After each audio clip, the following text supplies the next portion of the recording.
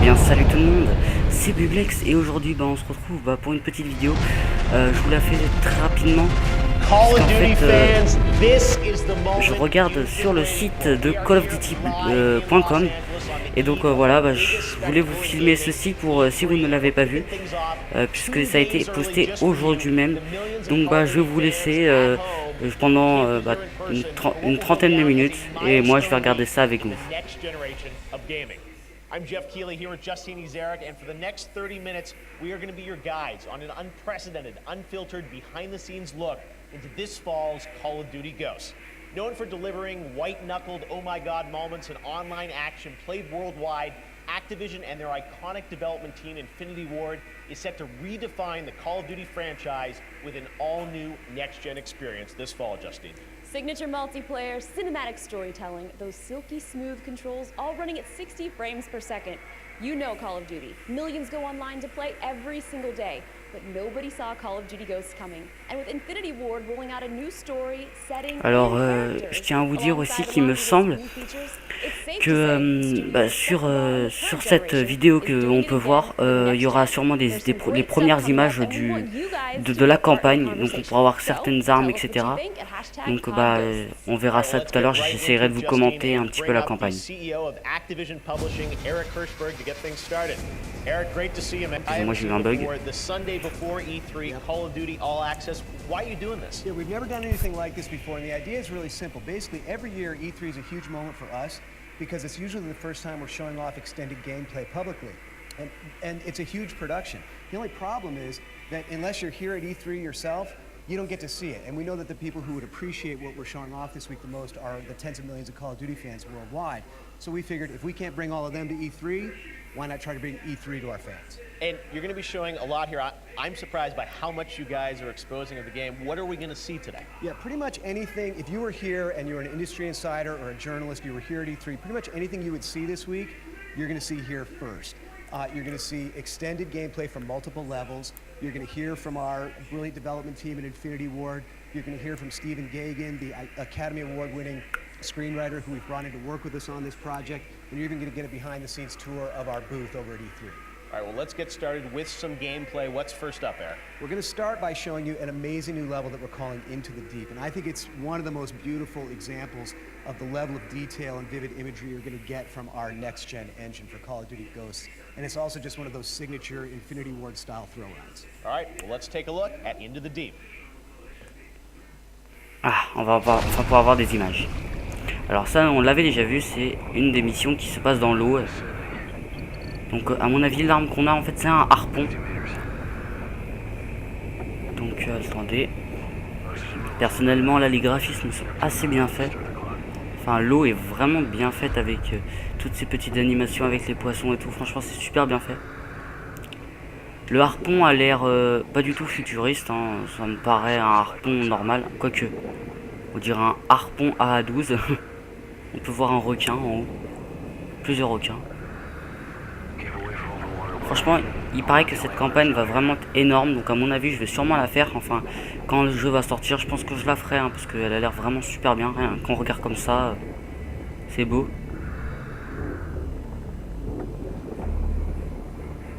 Alors là, ils font quoi? À mon avis, ils s'infiltrent dans une base, un truc du genre.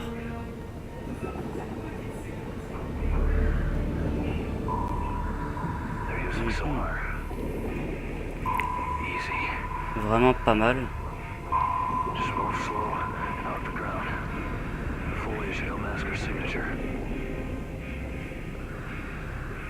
Ouais, franchement. Là c'est que dans l'eau à mon avis, on doit aller dans un point. Ah voilà, il y a des bateaux.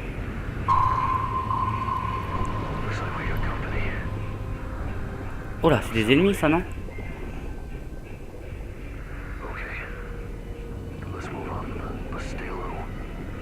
En fait, je crois qu'il y a un bateau abandonné et eux, ils doivent aller récupérer quelque chose dedans, mais sauf qu'il y a des ennemis qui sont allés avant. Donc là, regardez, on peut voir des ennemis qui font la garde.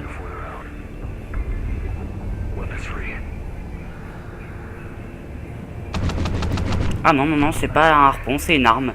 Donc ça ressemble à une AN-94, je dirais. de Black Ops 2, où on peut voir aussi que les balles, les munitions partent de l'arme. C'est vraiment super beau.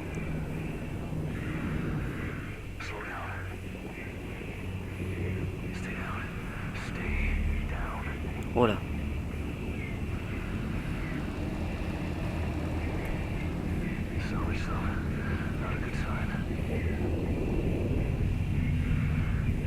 Voilà. Donc il me semble, qu'est-ce qui va se passer là? In the interest of time.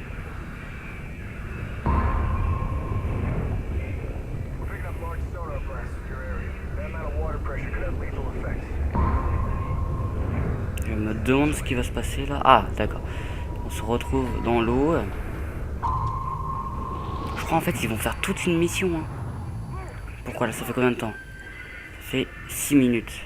Je crois qu'ils vont faire toute une mission. Franchement, c'est super bien qu'ils ont fait ça. Comme ça, on peut déjà avoir des impressions du jeu. Même s'il en voit que dans l'eau.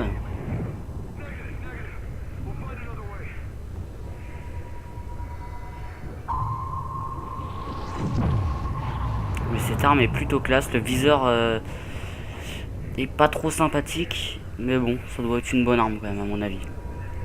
Je sais pas s'ils vont montrer du multijoueur, ça m'étonnerait. Ce sera, à mon avis, uniquement de la campagne. Oh là là, c'est vraiment super bien fait. Hein. Après, on peut pas trop voir comme ça, puisque déjà, l'écran est pas super. Comme c'est filmé et tout, je verrai bien quand ça sera sur mon PC, je pense. Voilà, c'est quoi ça? Oh, on dirait un obus. Un obus qu'on peut télécommander. Un sorte de missile. Oh, c'est trop stylé. Vous imaginez ça en multijoueur? Oh, ça serait énorme. Oh, pas mal. Oula. L'explosion était un peu forte, je crois.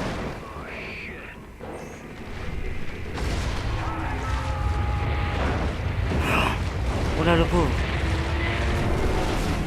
Oh là. Donc là, il vient de se faire éclater. Ouais, donc je reviens vite fait.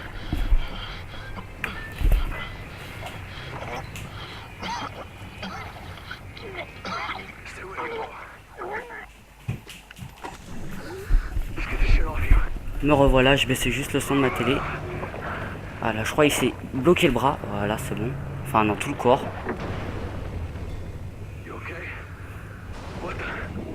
Oh, oh là là. Go, go, go, go, vas-y.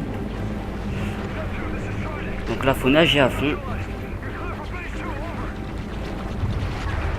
Regardez-moi comment c'est super bien fait, franchement. Il me semble en plus que la campagne a été faite par je sais plus qui, mais une personne qui a eu un Oscar, etc. lors d'un film et tout. Donc à mon avis, la campagne va être juste excellente. Oh, on voit les voitures qui foncent et tout. Je sais même pas d'où elles viennent les voitures. Ah, il y a un ennemi. Alors le mec l'avait pas vu. Oh, regardez les gouttes de sang comment elles sont. Ah, je crois qu'il s'est fait exprès. D'accord. On va les laisser parler. Thank you. That's actually running on next-gen hardware. And, you know, I also say this is one of my favorite levels because I think it really encapsulates what we're trying to do with Call of Duty Ghost. You know, it shows off great new tech, it shows really immersive environments, and it also shows some interesting new gameplay. Alors, ce qu'on vient de voir, c'est bien, ce sera bien un niveau un niveau de la campagne. A new universe with new characters and an all-new story. So to help us with that, we brought in Stephen Gagan. This guy won an Oscar, and he's been amazing to work with in the studio. And so our story starts off with a mass event that decimates our government, our military, and our way of life. And because of that, you are no longer part of a superpower. You actually play as the underdog. You don't have the superior firepower. You don't have the unlimited resources, and you don't have the backup. Well, you might not have human backup, but in Ghosts, there is man's best friend, and that's a dog, which plays a major role in combat. So let's go behind the scenes at Affinity Ward to see the story development process. Ah. Stephen, it is so cool that you are writing this game? You're obviously, a writer who's known for kind of coming up with your own worlds, your own characters. On peut voir When you quelques came into this, images there was du some jeu. stuff that was already baked, for lack of a better term, I guess. When you work on Call of Duty, there's an enormous amount of history and passion, for the various characters that have been created. The thing that's amazing to me in the game world is how protean or how malleable the story is. As a filmmaker, Le jeu a l'air you juste fight a énorme. movie up the studio chain, right? And you're like, okay, we're going to be underwater, we're going to fight in the jungle, we're going to fight in airplanes. And they're just sitting there and they're Donc like, en fait, il y a plein we're not d'environnements. gonna make that. But here, C'est vraiment only bien. the Oh là là, c'est imagination. What do you trop hope that stylé. signature is that sort of you're bringing to this game? In this game, the player's playing alongside his brother, and there's actually a real family dynamic inside the game. Imagine you're like in the minor leagues and you get called up to the major leagues. They're like the all-stars taken from the all-stars, and then suddenly it's that arc of like, this is our moment. Following that character on that arc is where I do most of my work. You've seen that the dog has taken on a life of its own here, Call of Duty on Twitter. Tell us about this idea of the dog. I'm all about dogs, man. I love dogs. Dogs have this capacity for loyalty, and to have to take that into battle is like an extra responsibility. Definitely you want to have a dog with you every opportunity possible. Their senses and their ability to detect things are better than our best equipment. We're trying to make the dog a main Ils character. ont tout fait avec des capteurs et tout pour que ça soit le plus réel possible. Franchement, c'est énorme. He is a part of your team, but he's also out front, taking a lot of risk. So people are going to pick this up in the fall, and it's a Call of Duty game, but it's going to have some different aspects to it. What is your end goal for sort of how a player will feel when they play? This game takes place in an entirely new world with entirely new stakes. What we can do as a story team is actually make sure the stakes feel really high, and that's something that you take on as the player. You do understand what the stakes are, and you do care about people on your team. You're here collaborating with these guys. Yeah, that's actually the best part of it. Down one line of offices are people writing software. And then down the other line are designers. It's the exact intersection of Silicon Valley and Hollywood-style entertainment. The average length of development in Hollywood is 9 years. Here, it's like 3 minutes. Like, we'll come up with a sequence. These guys will storyboard it, have Ça a l'air animatics juste to it, and we'll énorme. be sitting in this very same screening room, and they'll be showing me something that I thought of at like 10 that morning. It's 2 o'clock. In the movie world, like, it's an absolute dictatorship. It's like I wrote it, I'm directing it, I'm producing it, and you have 300 people, and they're all working to help you. This is quite different. To build a game effectively, you have to like honor the vision of like 25 different artists who are all like total titans in their own right, and everybody's trying to basically make it the coolest experience they can for the player. It's a very challenging art form. Jeff, that must have been a pretty cool experience getting to sit down with an Oscar winner. Donc je suis désolé, mais bon, je peux pas tout vous traduire parce que je suis pas bilingue, je comprends un tout petit peu de ce qu'ils disent, mais vraiment pas énormément, donc voilà, c'est pour ça que je peux pas trop vous aider au niveau de ce qu'ils disent, donc bah, Yeah, we've been blown excusez-moi away by the franchement. response from the community on that dog. I mean, the real question is, what's the dog's name? Come on. Break it down. All right, so we really wanted to give a nod to the an iconic character from the Modern Warfare series, so we named the dog Riley. All right, Riley, the official name of the Call of Duty dog. Tell us though about he's more than a name. How is he used in gameplay? Right. So when we began development, we had this idea of putting a dog in the game, but it really wasn't until we brought in a Navy SEAL and his service dog that we realized how important the dog should be in the game. And it was a great experience. He brought in a lot of the equipment, and so the vest that the dog's wearing has this like flip-up camera, and the Navy SEAL has a screen that he can use to see what's through that camera. The dog's wearing an earpiece, so he can take actual direction from the SEAL. And actually, if they need to be even further, if they need to be stealthy, the dog's wearing these 2 vibrating devices on his neck that allows the SEAL to guide him left, right, attack, etc. So you know what? Let's take a look at that in action. All right, here it is, the dog in action. Is it on? Ah, une autre partie de la campagne, je crois. Beginning sector scan. Ah, Contact. Enemy patrol approaching from the on west. dirait ils sont irradiés. Enfin, ils ont un truc d'irradiation. Let them get closer. Get ready. Do it.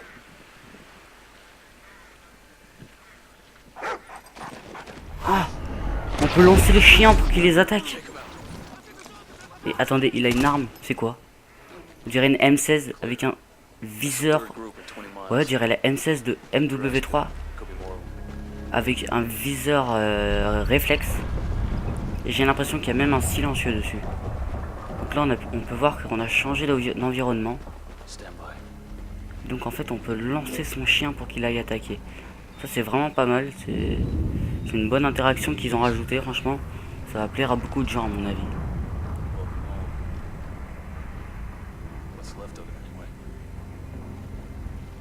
Ouais, ça ressemble à une M16 M4A1 ou Scarel ou Scarache. Je sais pas, je réfléchis entre les 4. Je verrais plutôt comme une M4 ou une M16. Mais bon, comme j'ai vu que ça tirait pas par rafale, je sais pas. Alors, qu'est-ce qu'ils font?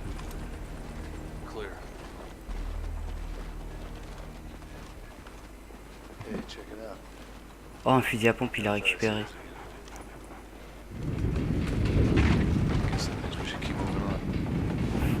Et non, on n'a pas de fusil à pompe. Voleur.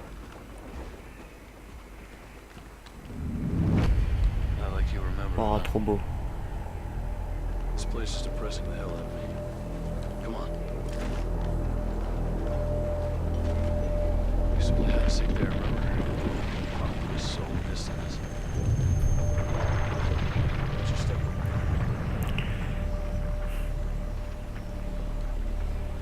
Voilà. Wow, wow, wow. Oh, c'est beau ça. Hein. Je sais même pas là où il se trouve. J'arrive pas à me repérer. Qu'est-ce qu'il fait au chien?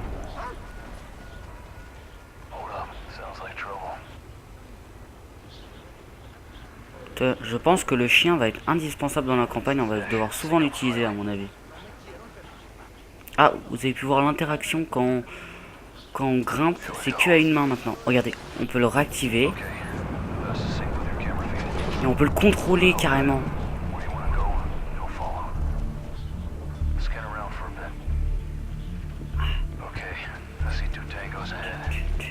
Et là le chien. Oh, c'est vraiment énorme l'histoire du chien.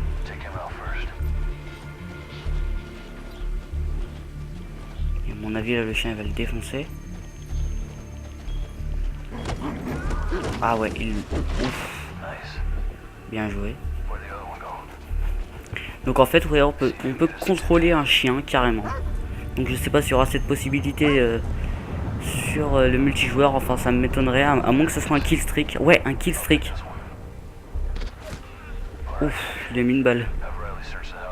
Ça, ouais, je le verrais bien en kill streak, genre dans les dizaines de kills d'affilée. Et ben après on peut contrôler un chien, mais genre il est grave résistant. Moi ça pourrait être pas mal.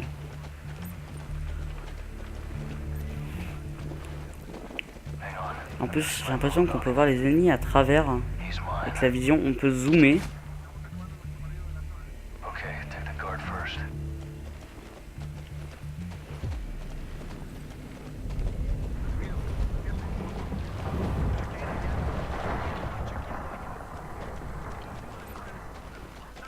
Ouais, le chien peut courir mais des grosses vitesses et éclate tout le monde. Oh là là, il est violent.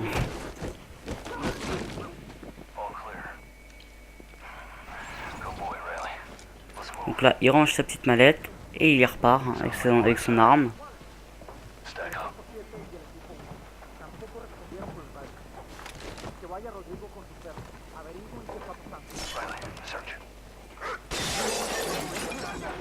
Oh, il est trop fort le chien.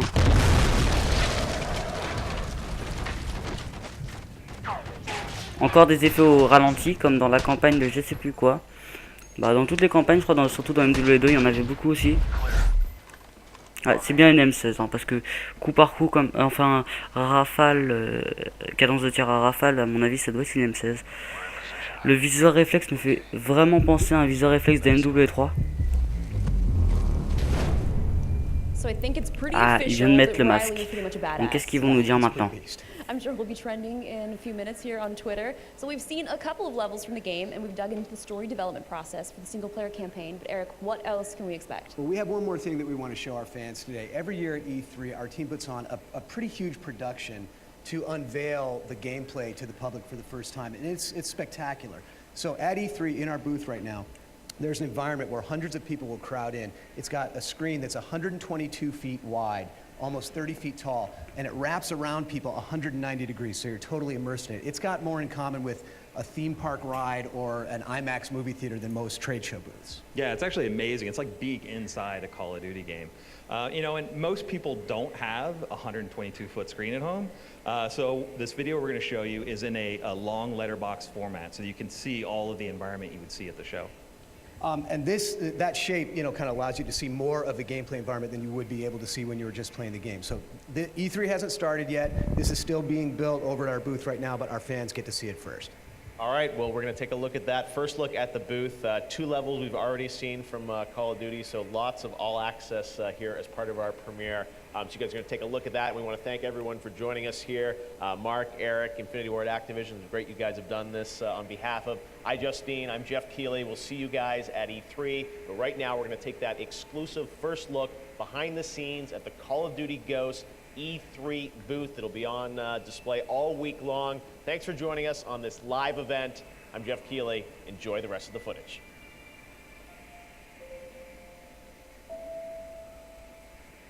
Ah, on a encore un truc de la campagne, 10 ans après.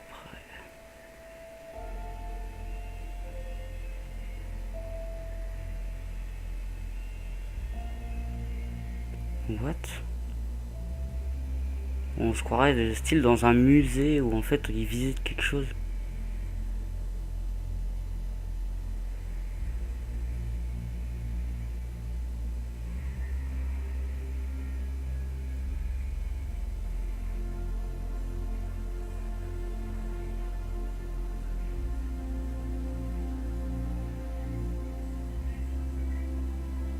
Une aurore boréale. Je sais pas du tout ce que ça montre tout ça, mais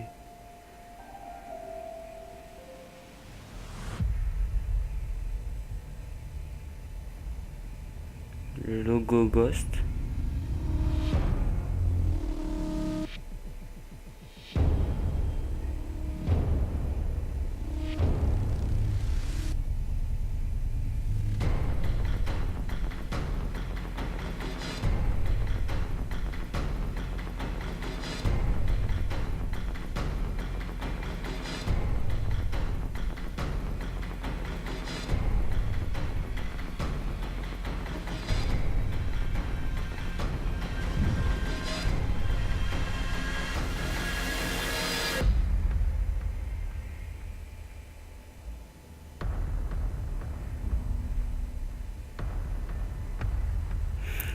Je suis pas sûr, mais je crois qu'en fait ils sont en train de montrer les maps multijoueurs ou des endroits qu'on va jouer.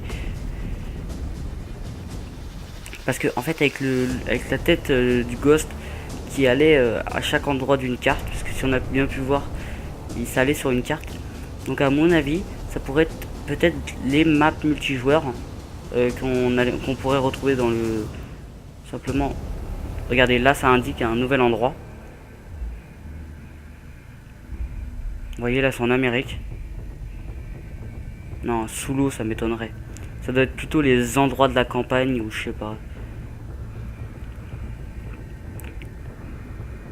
Quoique c'est possible. Ouais, parce que ouais c'est possible, il y a un bateau et tout. Donc peut-être une map multijoueur sur un bateau. Comme sur COD 4.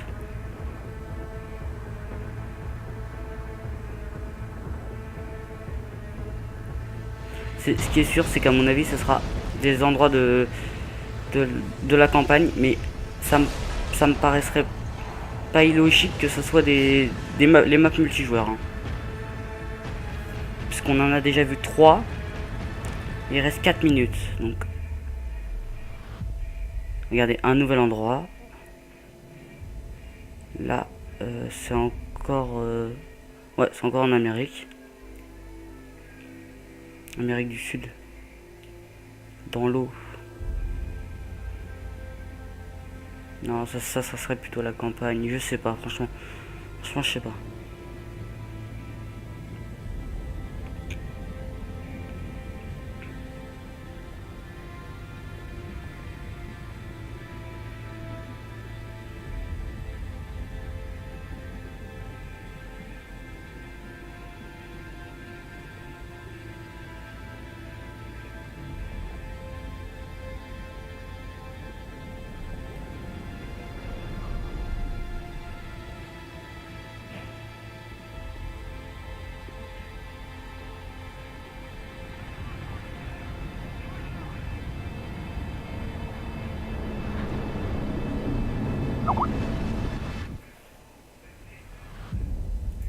Ah, encore un nouvel endroit. Ah, il y a beaucoup de trucs qui se passent en Amérique. Hein. Oh, une map jungle. Excusez-moi pour les messages Skype. Hein. On peut voir les emails masques. Ouais, ça pourrait être une map. Elle ressemble vachement à celle de Battlefield 3 au tout début.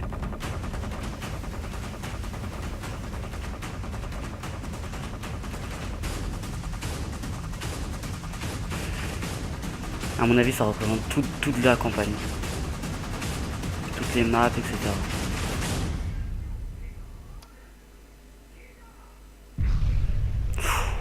Explosion.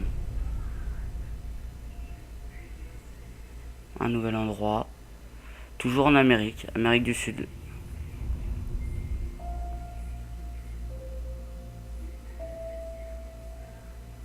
Une ville.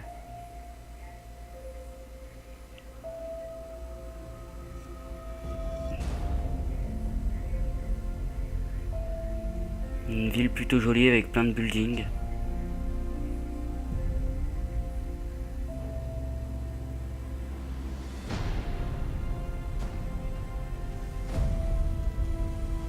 Oh, un truc pour percer les vitres.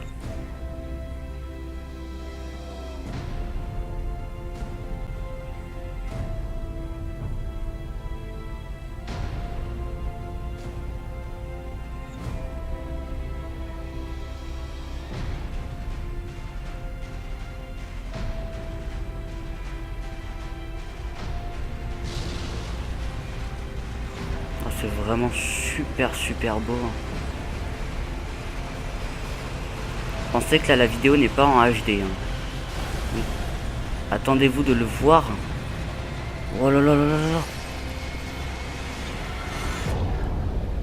Call of Duty Ghost.